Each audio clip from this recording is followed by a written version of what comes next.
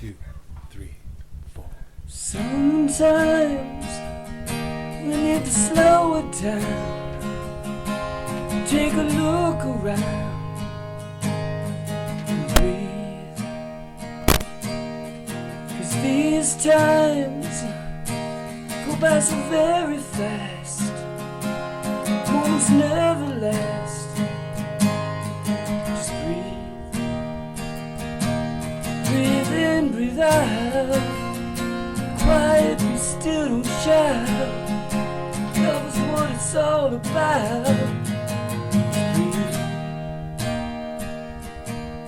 Sometimes when you feel you've had enough, living is just too tough. Just breathe. 'Cause you'll regret when these days are past. Your friend just seen your last. Just breathe. Breathe in, breathe out. Quiet, be still, don't shout. Love is what it's all about. Just breathe.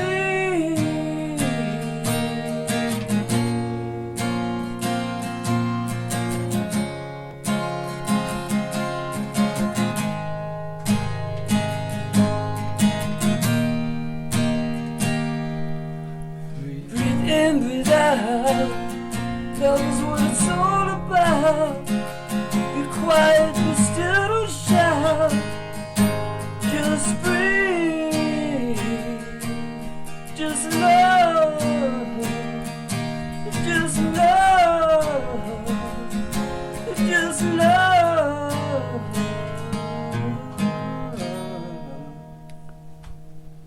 Welcome to another beautiful, beautiful night here in Northern California. This is the Just Love Show, and I am still Kip Baldwin. As always, I want everyone to sit back, take a deep breath, and think about all the things they have to be grateful for tonight. And one of the things I'm grateful for, usually when I listen to the show, my song always sounds really shaky and distorted. And tonight was and then when I get the recordings back, it's super clear. So tonight I was thrilled. It's like, wow, I can hear myself really clearly. So hopefully it's coming across to you guys that well. Before I get going with my guest, I've added a new little element to the show where I've been reading from the things I've been writing every day for the past 5 years about love, about how we need to change our foundation from fear to love. And what I realized tonight is I've been sort of unintentionally matching them up with the guests that are coming on. And so here's what I've got for you tonight, and I'm a little bit shy about reading this because I actually have a poet coming on tonight. It says, love is always here, always near, begging silently. Listen, feel me, let me be your courage. Let me heal your fear-ravaged heart and give back the spark of life to the dying embers of your unremembered spirit. Rise, Phoenix, rise from the ashes of your imminent demise. I am your wings, without words love sings. Just love, Kip Baldwin. And like I said, I always follow that up with someone much wiser who sort of supports that thought like that. And this is what I've got for you tonight. The greatest healing therapy is friendship and love. Hubert Humphrey. My guest tonight is somebody I've known for 13 years and gradually become friends with. At least I consider him a friend. I got to know him because he is my mother-in-law's doctor, and she is a wonderful human being and probably a little bit of a challenging patient sometimes. But she could not have a better physician than my guest tonight, Dr. David Watts, who on top of being voted America's most compassionate doctor and consistently named in the top 5% of all physicians in the country, he is one of those people who, despite everything I do, I think quite a bit. I make movies and write and do this radio show and yada, yada, yada, on and on and on. He is a classically trained musician, published author, renowned published author, poet, on top of being a physician, filmmaker. Anyway, I was trying to think of how to introduce Dave, and there's actually a quote on the back of his book, Bedside Manners, that I thought summed it up pretty well. This is from Francine Prose at O Magazine. Even the most routine checkup will never be quite the same.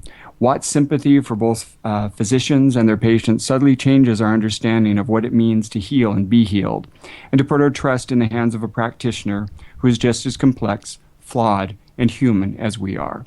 And without further ado, I'd like to welcome my very special guest tonight, Dr. David Watts. Thank you, Kip. It's a pleasure to be with you. Thank you so much for coming on tonight. And I really am looking forward to finding out how Dr. David Watts, a.k.a. Harvey Ellis, became Dr. David Watts, this human being, this being of such great love and compassion in a world that, especially in a medical community, that we see not quite as much of it as I think many of us would like to see. Where this all begin for you?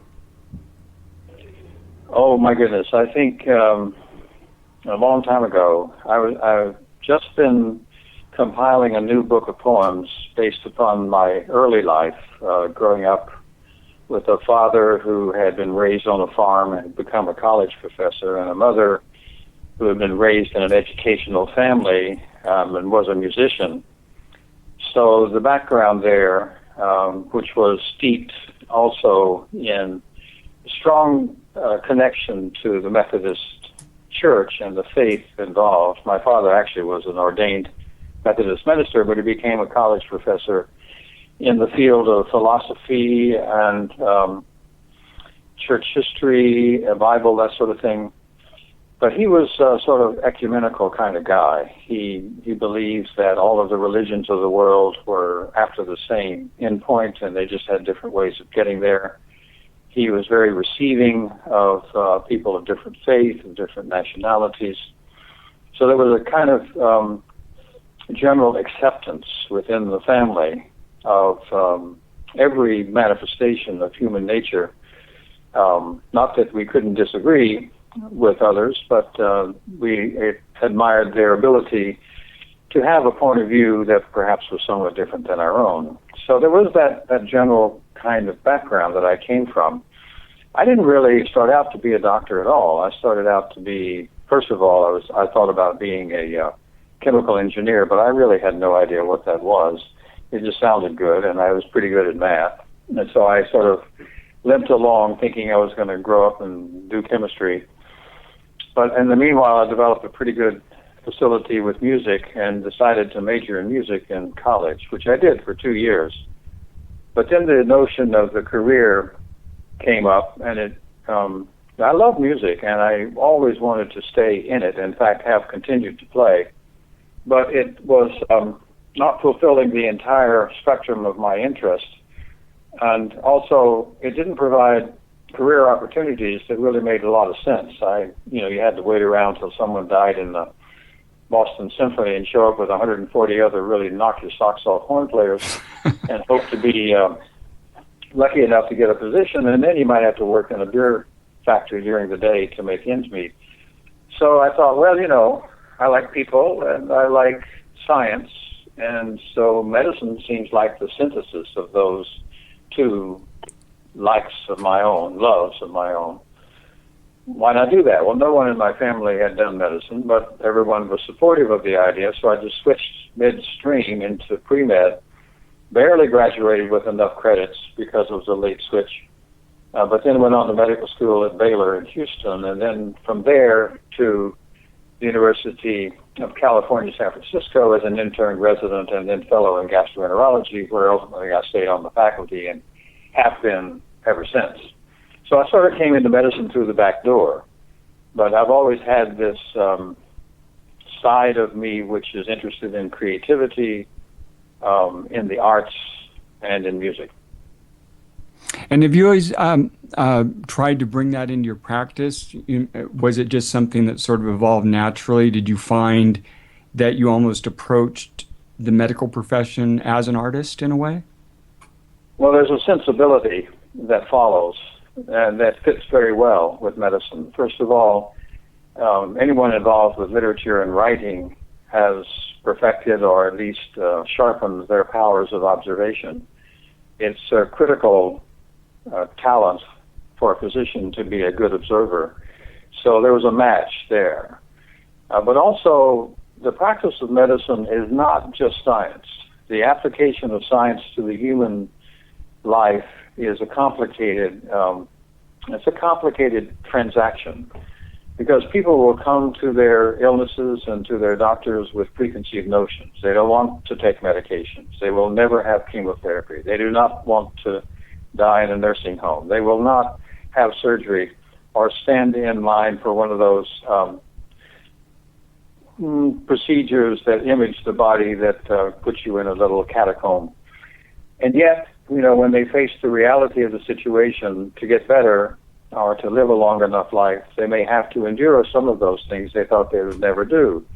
So to simply stand there as a physician and recite chapter and verse the kinds of things that science would tell you to do just won't fit into the human life. In order to shoehorn that kind of information and get any kind of response out of individuals, you have to be able to see it from inside the perspective of that person, which means you have to understand human nature, the humanity of individuals. You have to be willing to set aside what you know to be the scientific path and work at a path which approaches that from within the context of the complicated individual. So, yes, music has helped that. Art has helped that. Writing certainly has helped that along the way. Have you found your medical practice a great source of, well, obviously in reading your book, I know that it led you to be an author, but did you find that also inspired a lot of your poetry, that you found a great source of material and inspiration from your patients and that inner journey that we're all going through? Directly and indirectly, I would say. I think that there's a certain fuel that I get from the practice of medicine that carries over into the writing. And I know that I can be exhausted from thinking about and dealing with the issues that come up in the medical practice and turn to writing, and I have a brand new battery of energy that's ready to go. So that, you can expend yourself in one area of your personality and perhaps exhaust some of those capacities, and then turn around in another area and have a full charge moving ahead. And that seems to be the case for me. I can work hard at doing my practice of medicine, then I can turn around and work hard at writing. And it doesn't seem to conflict with each other whatsoever. And more to your question, yes, it has. I mean, if you are dealing with human individuals in a situation where there's a brush with mortality or illness or morbidity, you are dealing with individuals that are naked to their own emotional currents. They are beginning to feel things they may never have felt before, and they are more willing to talk about items of very sensitive personal natures that they would never talk to anyone else about. Within the first 5 minutes of a doctor visit, you can be talking about intimate details of a person's life, and you never have known them before. So it's a golden opportunity, both from the point of view of doing good for somebody, to be able to walk in their shoes and see from their own eyes what the path might be, modified by your knowledge and your wisdom in the practice that you have tried to perfect along the way.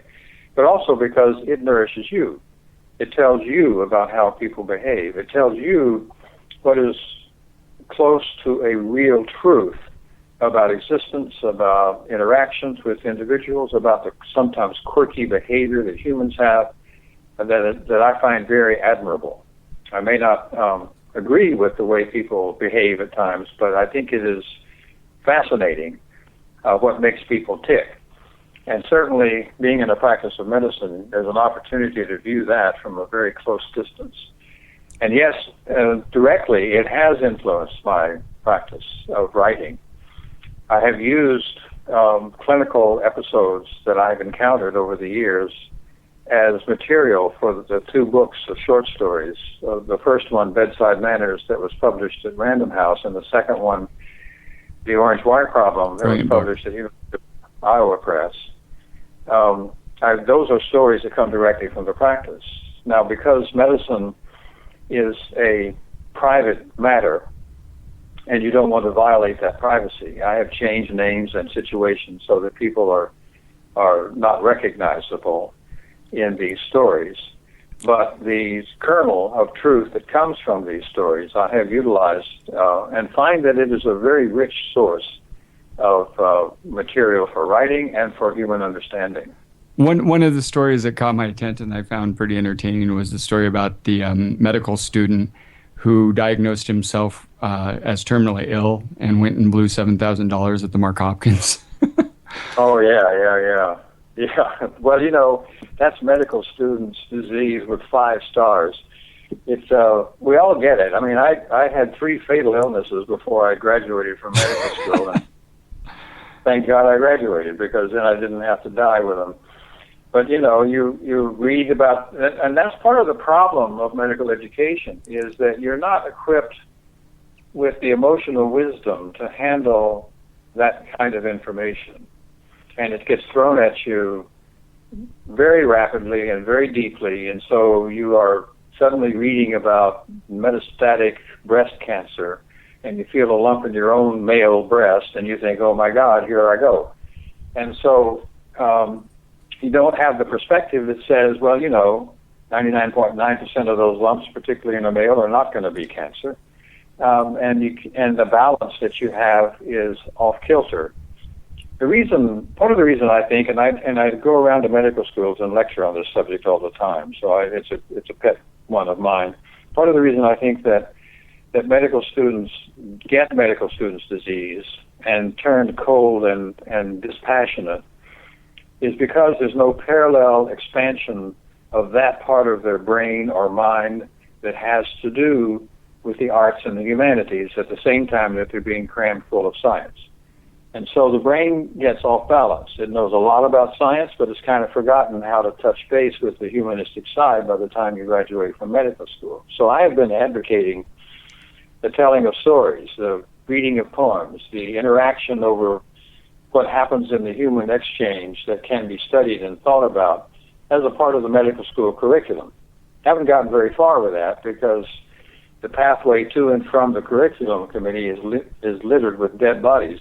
There's so much of a turf war going on about how much space one has to talk about anatomy or physiology or histopathology or what have you.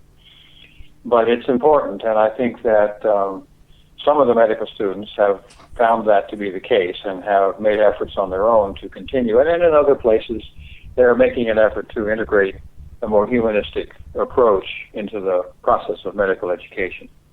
I also think it must be a challenge as a young person to not just be confronted with illness, but to be confronted with mortality on a daily basis and in large doses as they're going through medical school. And that, from my life's experience, is I'm to a place in my life where I'm not afraid of dying, and it's been a greatly freeing experience for me. Now, if I were in an environment where I was forced to confront that, I might compartmentalize that in a different way, and that might make me in another way very cold and very rigid, because I don't want to confront my own fear of dying when I'm dealing with patients, and that might make me a little bit more removed. Is that something else that might come into play?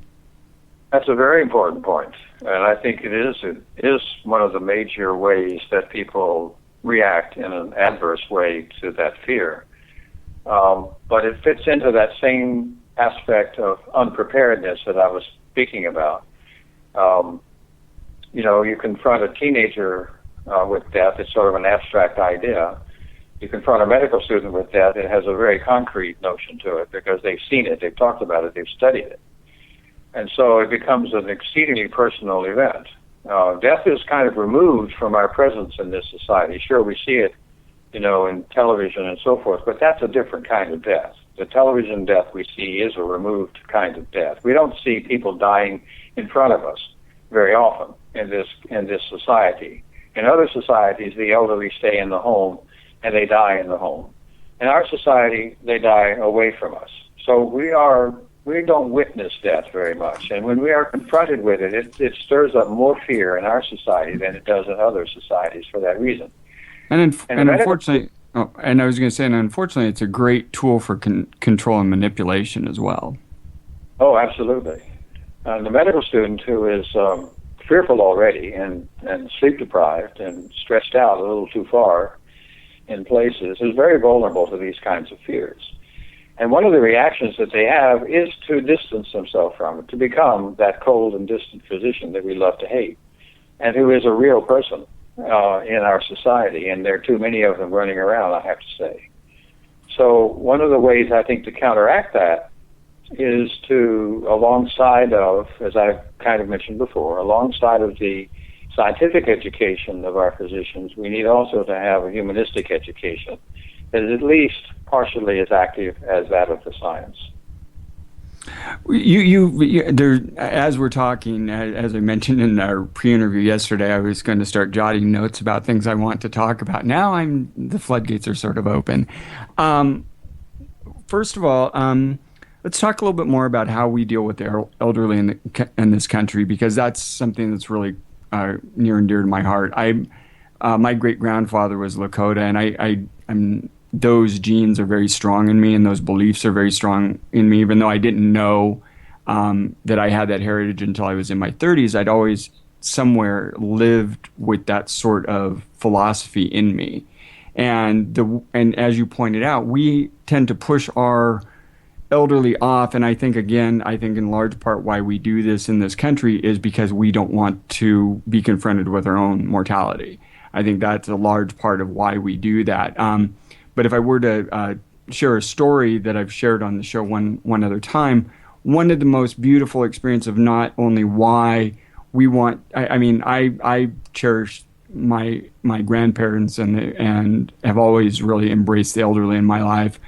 And one of the most beautiful experiences I had was actually with Marilyn's father when he was passing away a couple years ago.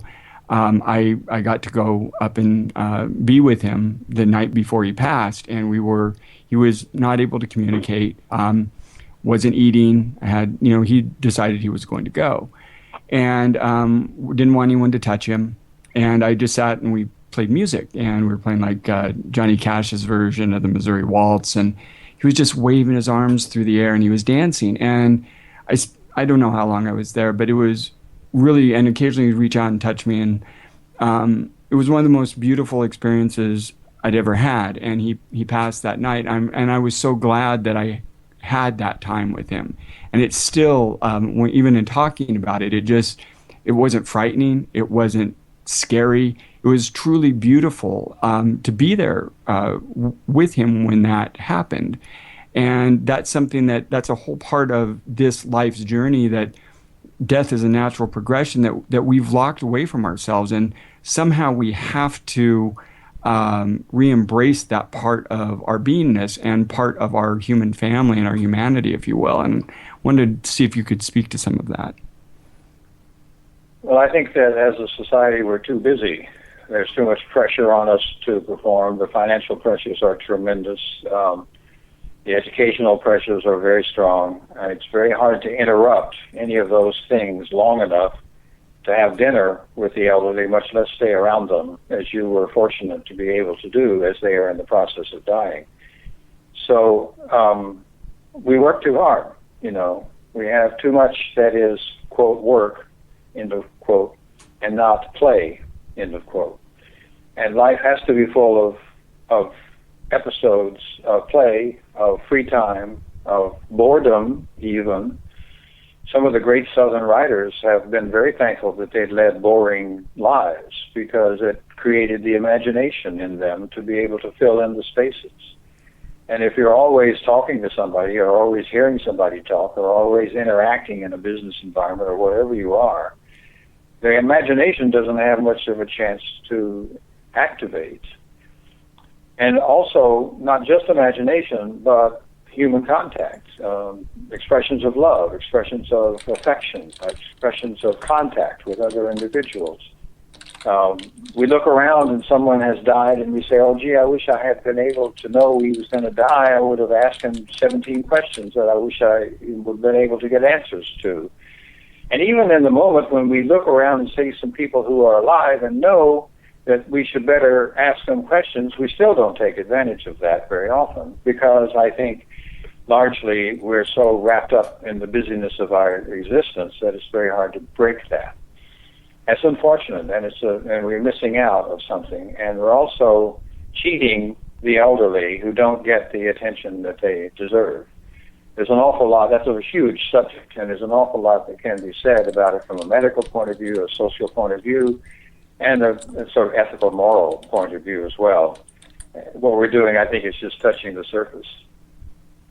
I agree, and I like I was saying, I think it's definitely a part of the life experience that we've shut ourselves off from, largely in Western culture, and it really is unfortunate, because not only are we missing the wisdom that we could be gaining from our elders and their life experience, making them feel more worthwhile, but again, just to go through that process of dying helps you as you're looking forward to, that time in your life.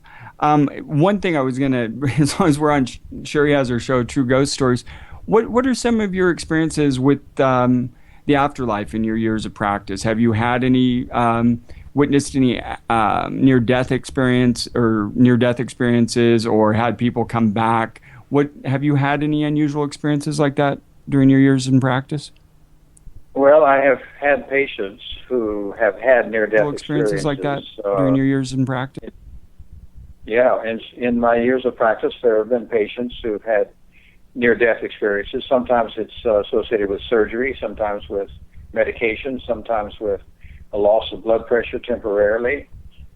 Some of these things are explained physiologically, and some of them cannot be explained. Like the sort of out-of-body experience where you feel like you're viewing yourself from the top of a room, and you see the nurse come in and adjust your IV, and you sort of wake yourself up, and sure enough, the nurse is there adjusting the IV. But you have been witnessing this from a point of view that's external to the body.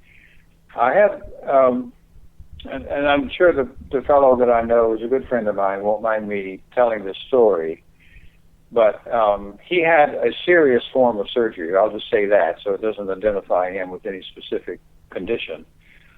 And in it, he died. He died during the process of the surgery and was resuscitated.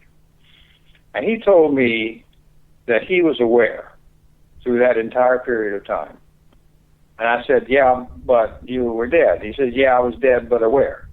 And I said, what do you mean by that? And he said, well, I was able to be in the room and witness what was going on. I saw the surgeons. I saw what they were doing. I saw the people coming in and out of the doors. I saw them wash their hands. I saw everything. And I was on the table. I could even see myself on the table. And I asked him, what did that feel like? And he said, it felt like I was surrounded by angels.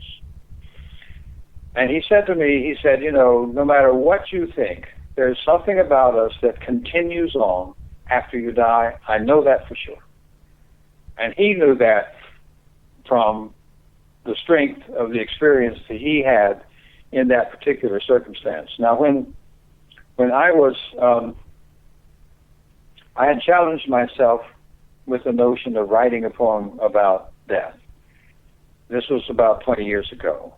And during that period of time, I would say that I was probably not very well equipped. I don't think I'm very well equipped now for the idea of death. And so what I did was I had a patient in that time who was in the process of dying, and I went and spent time with her. And I wrote a poem about that time that I spent with her and what I felt like, what I felt like was that I entered into her consciousness and tried to feel like what it was when she was going through this process of dying. And I was astonished to find out that I did not have any fear, that it felt very peaceful, that it felt very natural, and which was an astonishment to me. And of course, I wasn't the person who was in fact dying. And perhaps what I perceived I was doing and experiencing was fabricated somewhere in the deep aspects of my brain. But the notion that I came out of it with was that it wasn't so bad as I thought it was going to be. which is pretty good. I mean, if we could do that, that could be very reassuring for a lot of people. And then back to this business of the angels always being present. I even wrote a poem about that, which I can read for you if you want. Well, I'd love to hear the poem about dying as well. I think I can put my hand on that one. Okay, we'll go with the angels then. Well, what I'm going to do is read you the poem about ancestors, and it sort of takes off from the notion of the Native Americans who have this feeling of the ancestors. By the way, it's not specific to Native Americans. Many cultures have it, and the Shona tribes in Zimbabwe, for example, always feel like that their ancestors are present with them. They're not gone; they are present. So I did a steam with some of the elders up in Novato a couple months ago, and wow, what an amazing ritual that was! And we spent 3 hours, and I don't like heat. Like tonight, it is completely sweltering here. I don't know why. Whenever I do the show, it's incredibly hot. But we spent 3 hours in the sweat lodge, and the ritual behind it, and there was most of the time we spent was giving praise to the ancestors. And it was really just an incredibly powerful experience. Sorry to interrupt you. So you mentioned Harvey Ellis in your introduction. Mm-hmm. Perhaps this is a good time to explain a little bit about Harvey Ellis, because this poem is written under the name of Harvey Ellis. I write in at least two different voices. One is my own, David Watts, and the other is his fellow Harvey Ellis. And the reason I do that is because about 30 years ago, I got a little tired of narrative writing, and I wanted to write a little more associative style, freewheeling, not anchored in the traditions of narrative voice. And so I began writing as I was falling asleep, and it's a long story, but I ended up waking up in the middle of the night. I devised a way to wake myself up and write in the middle of the night without completely waking up, and to not even turning on a light, writing in the dark. And those poems that I could read, by the way, I could read almost all of them. After all, I was so shocked that I could read. I could hardly read my writing anyway, but the doctor's curse. Yeah, well, it's the doctor. You have to fail penmanship to get into medical school. So here I am writing in the dark in the middle of the night, not allowing myself to wake up or turn on the light. And I'm dipping into sleep and coming back up with whatever it is that I dip out of sleep, I put on the page, and I don't question what it is. And what you end up with is an unedited, free-flowing stream of emotional current. I love doing that. That's incredible. And it's fascinating. It's really fascinating. So I published 3 books in this voice, and I have had poems published. So I thought when I was first writing this way, I was getting a kick out of it, but nobody would ever understand, because it's my unconscious that I'm writing from, and it may not match with the other. But you may be right. Maybe we share an unconscious among ourselves that we can communicate back.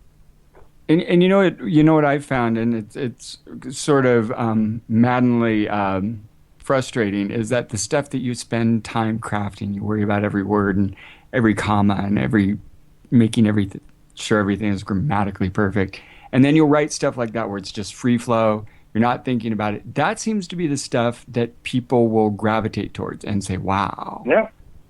Yeah. And you're going, "I'm gonna stop trying so hard." So this is one of those poems that I wrote in the Harvey Ellis voice, and sometimes those poems absolutely make no sense, but they're not after making sense. What they're after is making images and word patterns that imitate that quirky nature of the human unconscious. And so they may not make sense, but they mean something to us. You see what I mean? I do. It connects with us at a different level than the intellect. It connects with us at the emotional substream. And that is fascinating to me. And so I've been writing that way now for years and loving what it does. Okay, so this is ancestors.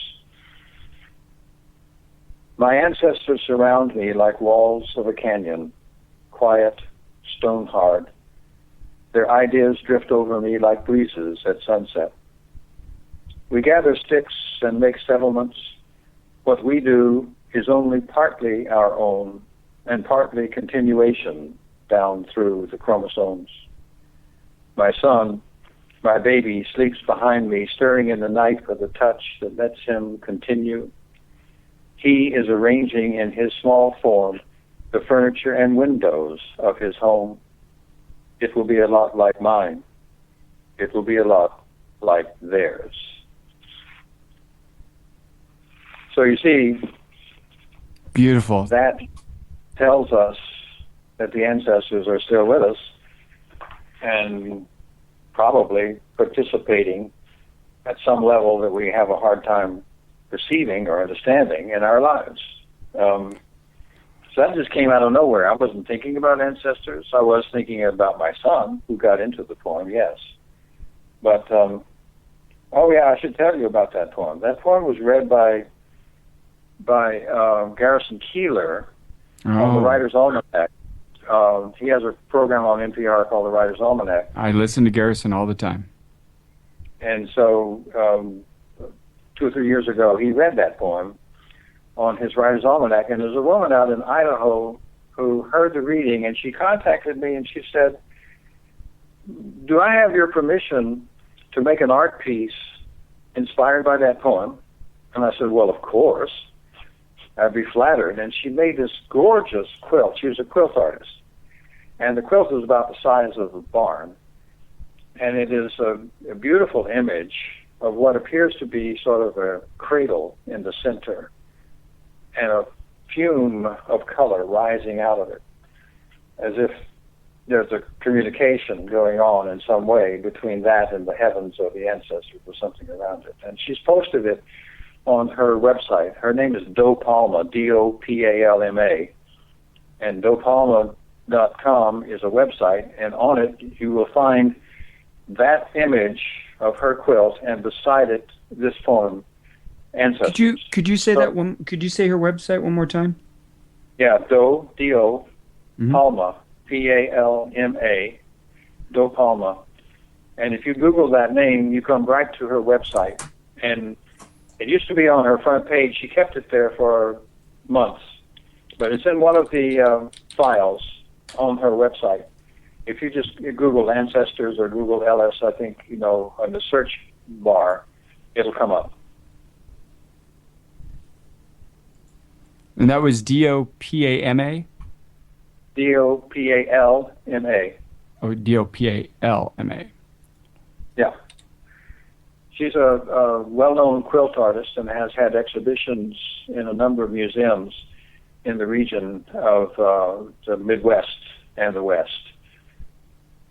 And I was very flattered. I thought, that's when art is really doing its work. It's when it causes people to be inspired to do more art in a different genre. And this is beautiful with the tree on the top and the roots and the crow.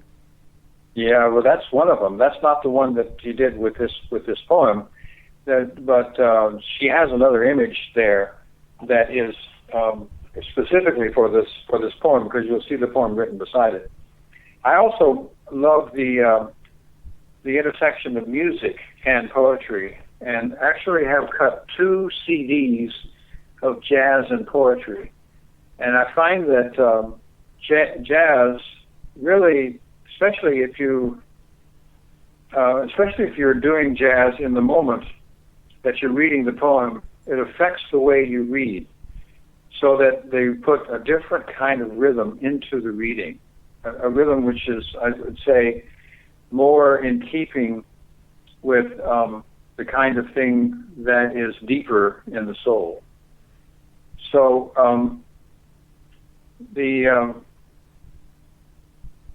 So if you go on her website, by the way, I have it up, to images, and then you go from images to mysteries, and then the third image on the left, you click, it's there, Ancestors, 18 by 24. It's in a private collection, apparently, by Harvey Ellis, and the poem is right there beside it. Okay. I So, see it. Oh, that's there you beautiful. go. That is stunning. Isn't it?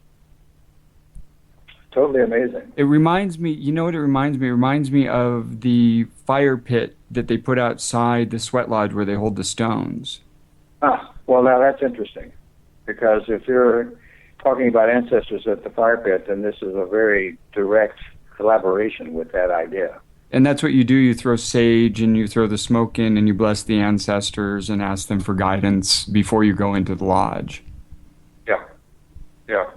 Wow, that's really, that's exactly what it reminds me of. That's really beautiful. So it's all about love, isn't it? And that was the title of your It is. program? It is. Could I, when we were talking about poems about death, I wrote something when I was 17 that, if you wouldn't mind, I'd love to share with you real briefly. Yeah.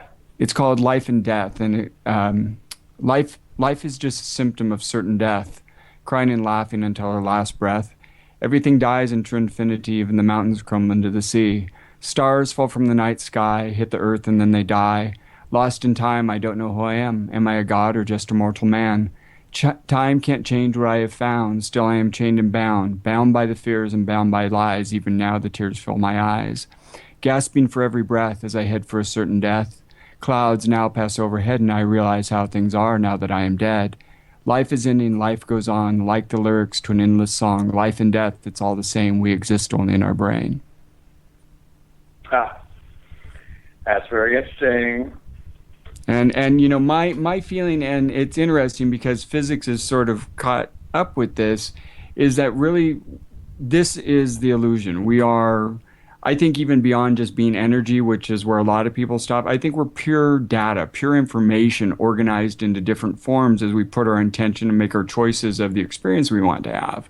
And that this truly is a truly infinite internal journey that we're on. And that's exciting. To me, while I'm not eager to die, I also embrace the unknown and am thrilled by the fact that the Creator, God, infinity, has given me this infinite journey to be on, experience, not to find an answer, but just to have the experience of being, to learn how to love more fully, live life more fully, to be more fully joyful, to be more fully compassionate and empathetic, to serve greater the process of creation and life itself. There's I used to think that science was going to have a really hard time catching up with ethics and philosophy and religion and spirituality, but science is doing some interesting things. There's this whole notion about open systems where we actually are an open system. We like to think of ourselves as closed, that we have a body and it has limitation to it and it doesn't let anything in it that we don't want in it, so forth. But that's not true. Things come in and out of our body all the time. And we have a certain resistance to various kinds of organisms that come into us, yes. Or they can do damage if they're the wrong kinds, yes. But, you know, food comes in and goes out, waste products go out, you've got oxygen coming in and out, you've got genetic material coming into our cells and mixing with our genetic material. The mitochondria in our cell was probably an organism of some kind that existed in ancient times, and it became incorporated into our cells because it was very efficient at making energy.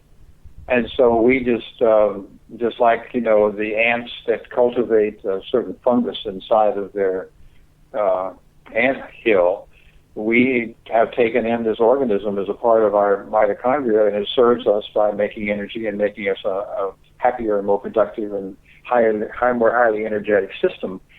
So we're not pure. We're mixed up with all sorts of different things that we've taken and incorporated. And so, in a sense, you know, if you die, then your body just goes back and mixes with something else, or something that you've done and left in the way of genetics is still in the universe. And so it's not like you have the physical death that you see in the movies where somebody is gone and then they no longer exist. I mean, there's this whole continuation, almost like, you know, little particles of us still exist in the universe. Well, and you touched on something really important there that I think a lot of people don't understand, and really, I can't remember the author's name. He wrote the book, The Omnivore's Dilemma, and then he just came out with a book called Cooking. his name will come to me at some point. But anyway, in cooking, he talks about how that really only 10% of our DNA, the reflection we see in the mirror, is actually human DNA. The rest of it is all these other organisms that we need to survive. And we not only have this external ecosystem we need to support, but we have this internal ecosystem that, as you said, is made up of all these particles and bacteria and creatures and things that we on some level we try to shun and we become frightened of, but we wouldn't be alive without them. And he had described that there's a school of thought out there that looks at human being more as a superorganism like coral rather than an individual entity.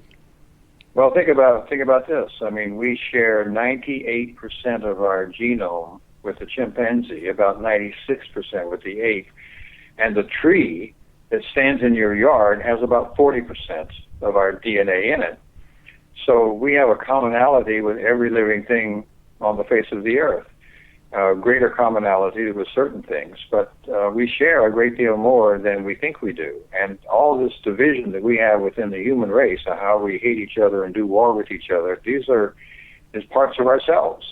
These are expressions of our own tribe that we have decided to have trouble with, which is a reason to be, and I know you have as a theme of love, and I wanted to recite a poem about love, if I may, please. at some point. Please. So we need Please. love, is to be able to bring it all back together again, and that's what a lot of the religions are really trying to get us to understand, and not just the kind of love that you select, but a sort of commonality of love. And there are, philosophers will argue about when love began. It's kind of like which came first, the chicken or the egg. But there are those who will say, well, it started with courtly love in the 13th century when the troubadour couldn't have the queen and lusted after the queen and sang songs, and it converted the love into a productivity of that type. But the truth of the matter is that love's been around forever. As long as we have been anything like human, we've had it. And not only in humans, you see it in dolphins, you see it in chimpanzees, you see it in cockatiels who mate for life. And you see the absence that occurs when the loved one is no longer there. You see the young monkey becoming depressed and going up in the tree and just waiting to die because his mother, with whom he's had this bond for his entire life, is no longer alive. So I think that it is fundamental to our understanding of human nature. I think it even goes down. I think it even goes down to a subatomic level when you look at what the Higgs boson supposedly does, and you start looking at it. And I only bring up physics and science sometimes because when it's purely looked at from a spiritual perspective, a lot of people can poo-poo it, even though to me it is that spiritual thing. But the Higgs boson is actually supposed to be that particle that draws energy together to create matter. And to me, it's like, well, that kind of sounds like a love particle. Well, think of it this way. I have friends who are astronomers, and I ask them, what do you see when you look out into the universe? They say, we see love. Yeah. I said, what do you mean by that? I said, we see love. That's what it looks like to us. It seems like love. Okay, well, so beautiful. There's this nebula, this is this star, this is solar system, and so forth. But it feels like love. And so I think the universe has a binding quality to it that is this love. So, okay, now this is the poem, and this poem is 3,200 years old, okay? So if there's any question that we didn't have love back 3,000 years ago, this is going to change your mind. This love is as good as oil and honey to the throat, as linen to the body, as fine garments to the gods, as incense to the worshippers when they enter in, as the little seal ring to my finger. It is like a ripe pear in a man's hand. It is like the dates we mix with wine. It is like the seeds the baker adds to bread. We will be together even when old age comes, and all the days in between will be as food set before us, dates and honey, bread and wine. This is an Egyptian poem. It was unearthed in 1974 in Egypt, and it was written in cuneiform on the side of a vase. It was probably intended as a wedding poem, and it may have been sung or recited to music. But you see, not only do they have a concept of love that we could not improve upon 3,000 years later, they also have a concept of poetry, because they're writing with simile. Love is this, love is that. Love is like this, it is like that. This is metaphor. This is the attempt to expand the way we think beyond the words we have to tell us how we think. And so that's why poetry is such a beautiful vehicle for love, because it is always trying. We never know what truth really is. We never know what these concepts really are. But we love the process of trying to find out. And that's what poetry does. It's an experimental medium. And the thing about poetry, when you write it, is you better damn well be ready to tell the truth, because if you don't, the poem's going to fall apart. Yep. There's something in the genome of a poem that will not let you consciously lie about it without telling everybody who reads the poem that that's the spot where the poet lost confidence or lost the courage to go into the heart of a difficult truth. Because you have to tell the truth as it is revealed to you. Otherwise, the poem will punish you.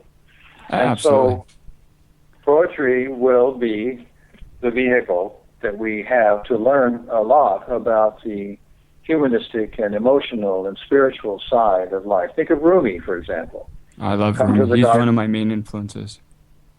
Come to the garden in springtime, he says. There's light and wine and lovers among the pomegranate blossoms. If you do not come, these do not matter. If you do come, these do not matter. Rumi loves paradox. And there's a beautiful part of that paradox, because of course it doesn't matter if you're not there, because you're supposed to be there to help enjoy it. And if she is there, you're going to enjoy her so much it doesn't matter what else is around you. So it's a wonderful way of explaining what love is and how it occupies us so much.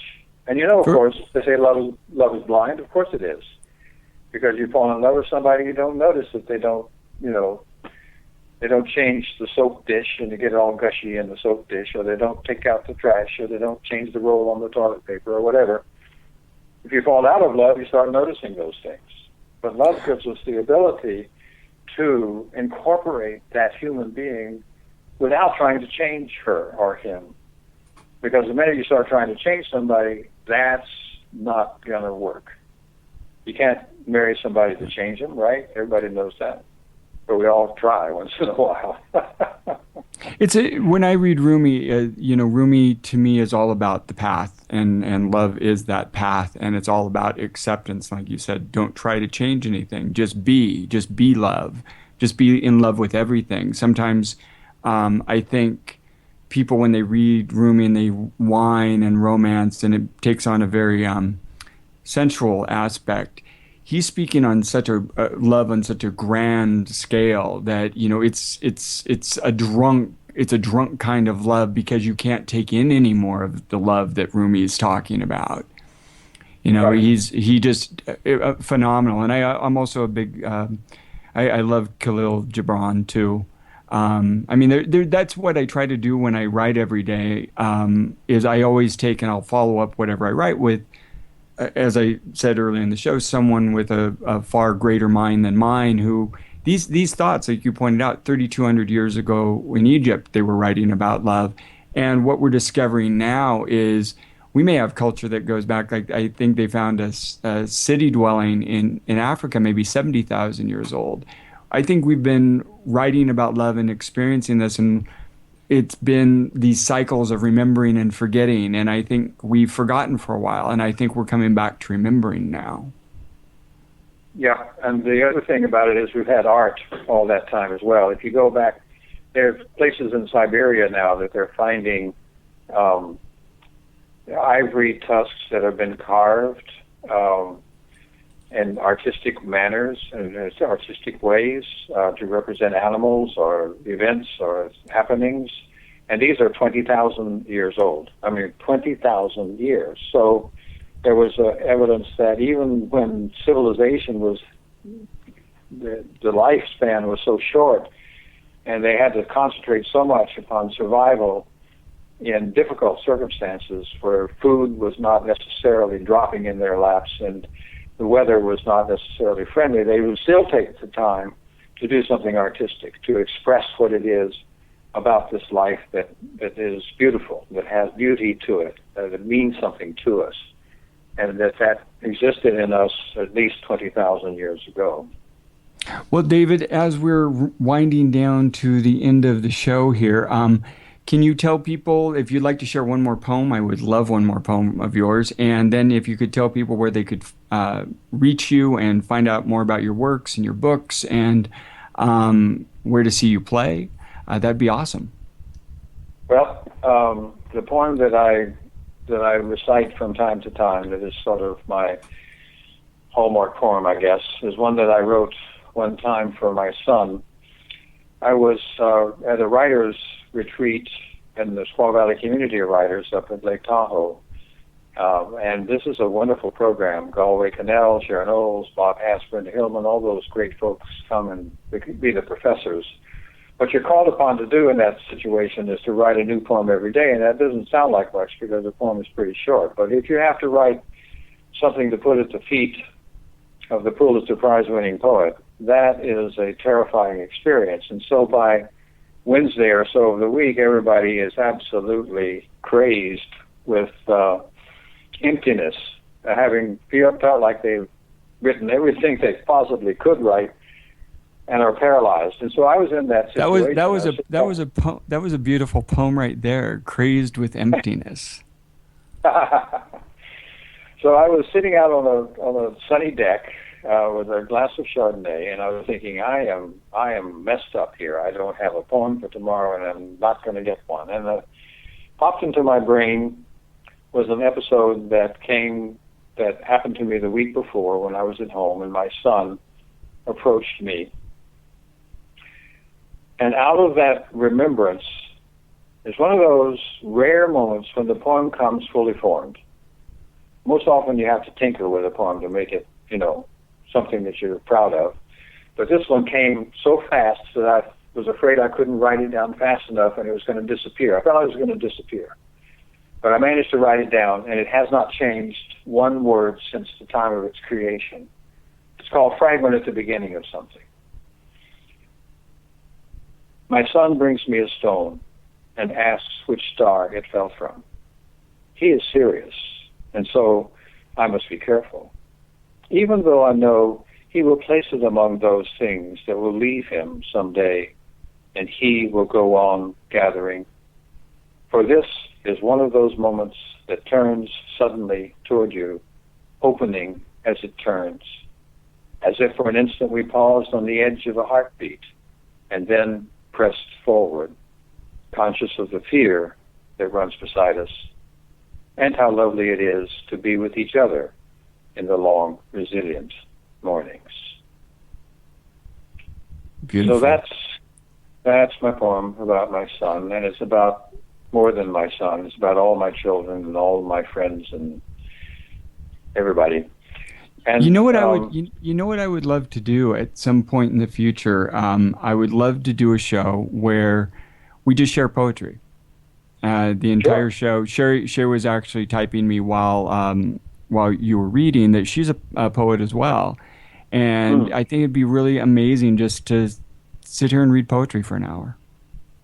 Could do it. These poems. There's a book of mine called Bedside Manners, which that poem is in, actually, because it has become part of a story that helped a patient to find a path toward healing. So poetry is functional within the presence of the doctor-patient relationship and in the presence of the need to find a path to healing.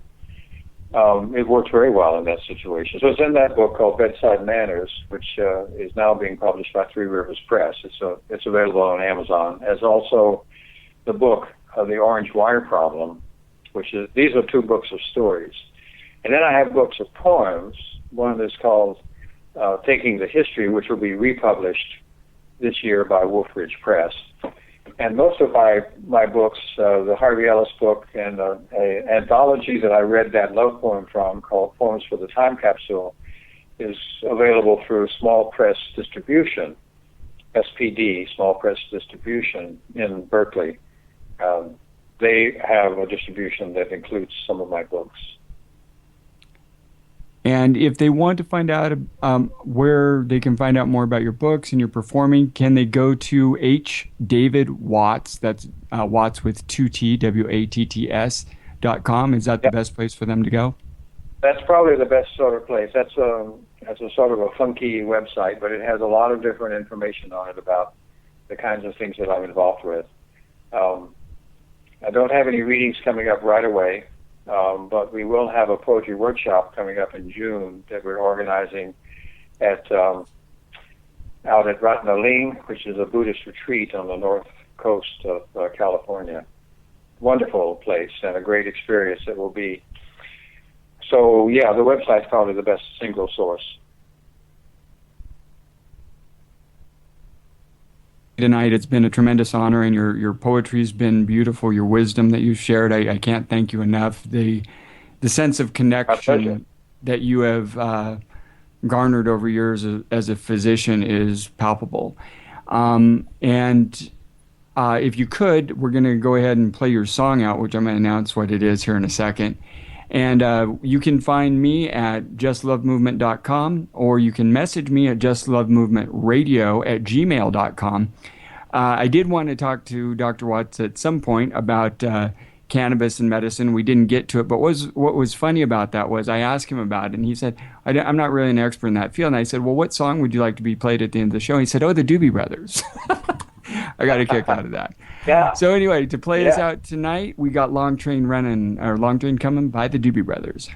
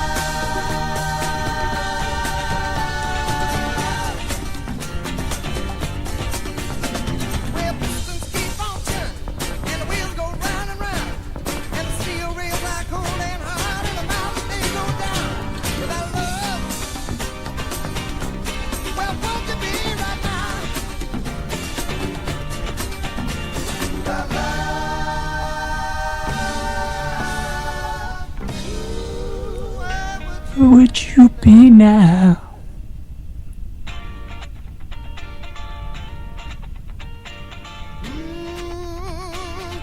Got to get your feelings now.